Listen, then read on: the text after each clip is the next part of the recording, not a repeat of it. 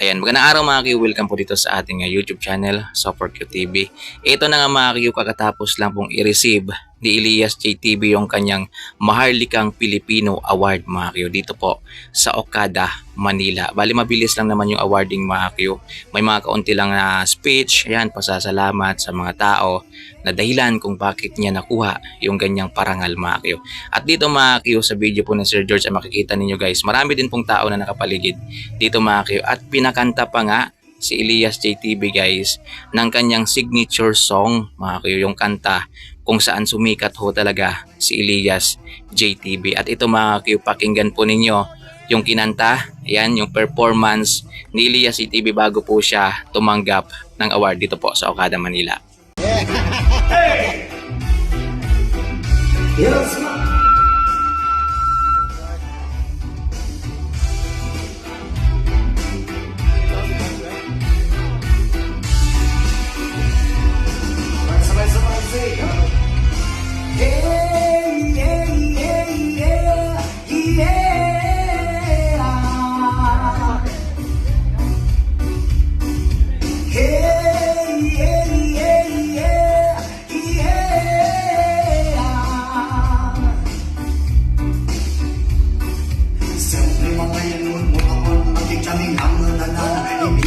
Oh yeah!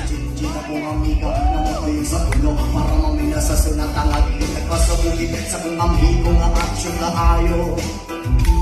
Kinupandito po galit sa pilong at yung akaha ko pantal yung ating istorya sa temera. Panikong may nakapantay kay Guyaw ko. Pabagat sa silingan niya ng sulod-sulod. Nanangkot ang masin si mama ang paistoryahon. Diyos ko na, kaya ka na naman. Pagkilig ko sa'yo ay wag masurakan. Kumamit lang na tama na kaya sa isipan. Huwag ka nilingkutan na cellphone yung extra. Hey, hey, hey, yeah, yeah.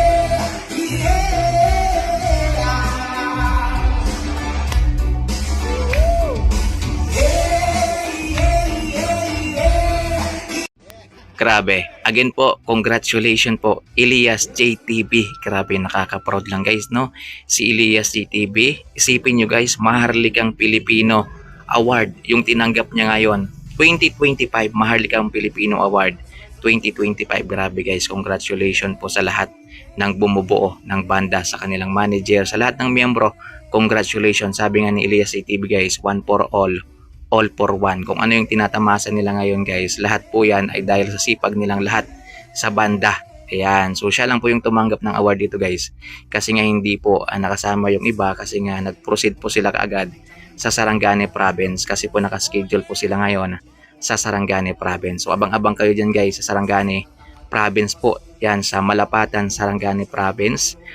Pagkaalam ko guys, proceeding na po dyan si Elias JTV. So baka 7 to 8 makakarating niya po si Elias JTV dyan sa Malapatan, Sarangani Province. Pero yung mga kasamahan niya guys, sila JB, sila Kenji, nandun na lahat. Nandun na kanina pa. Habang papuntang Maynila, si Elias JTV ay sila naman ay papunta namang Malapatan, Sarangani Province. Baka ngayong oras nga ay nagse-set up na sila ng venue doon. So yun guys, maraming salamat sa panonood. Ipagdasal po natin na magtuloy-tuloy itong success na tinatamasa ni Elias JTV.